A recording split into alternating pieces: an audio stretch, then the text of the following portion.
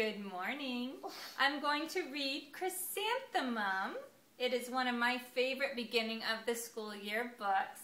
It is written by Henkes, and it is a great story about accepting people for who they are and being a good friend.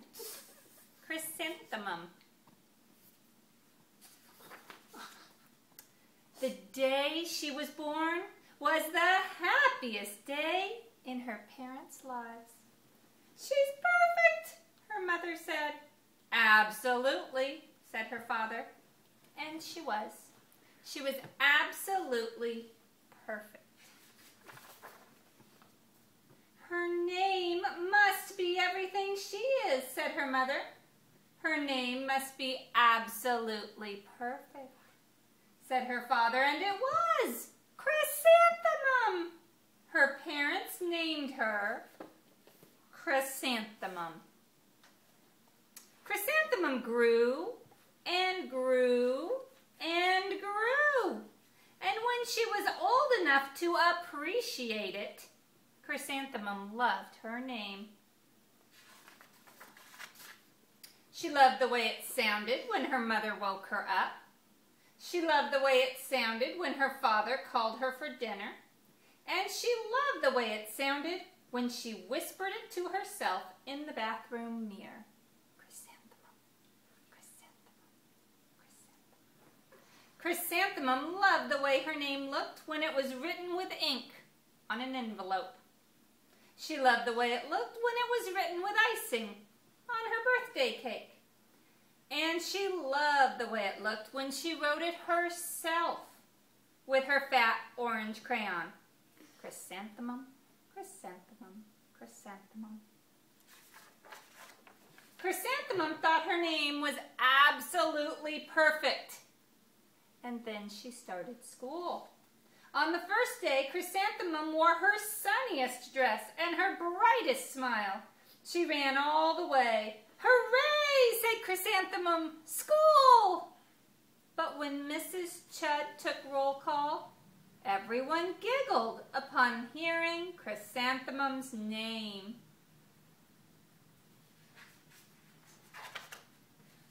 "It's so long," said Joe. "It scarcely fits on your name tag," said Rita, pointing. "I'm named after my grandmother," said Victoria. "You're named after a flower." Chrysanthemum wilted. She did not think her name was absolutely perfect. She thought it was absolutely dreadful.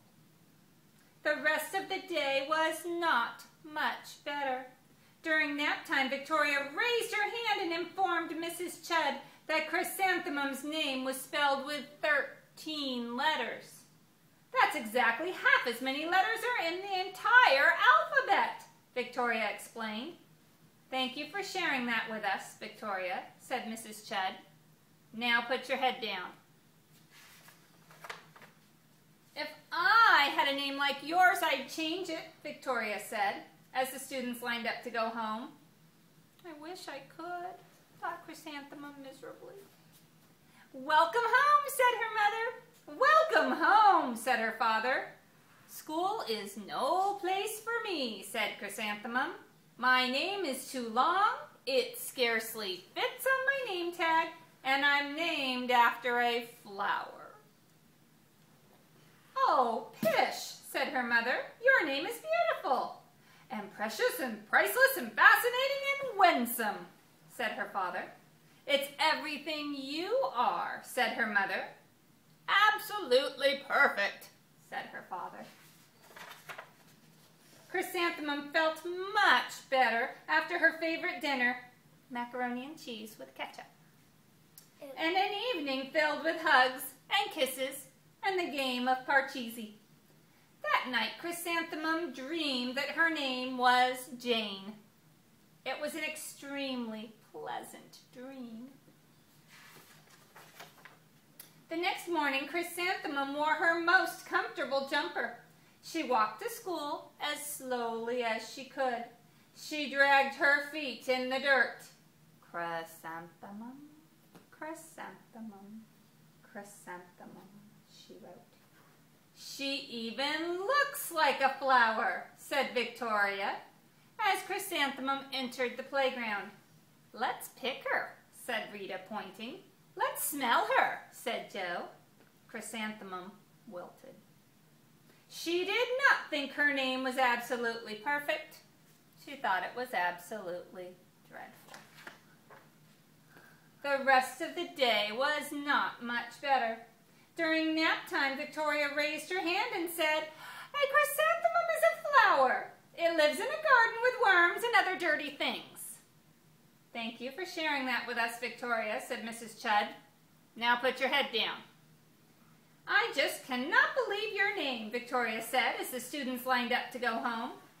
"Neither can I," thought Chrysanthemum miserably. "Welcome home," said her mother. "Welcome home," said her father. "School is no place for me," said Chrysanthemum. "They said I even looked like a flower. They pretended to pick me and smell me." "Oh, pish," said her mother. "They're just jealous." "And envious and begrudging and disconnected and jaundiced," said her father. "Who wouldn't be jealous of a name like yours?" said her mother.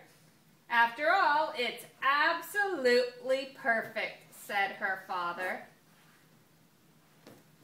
Now you'll have to tune in and come to school the first day to hear the rest of the story of Chrysanthemum. Why didn't you finish it?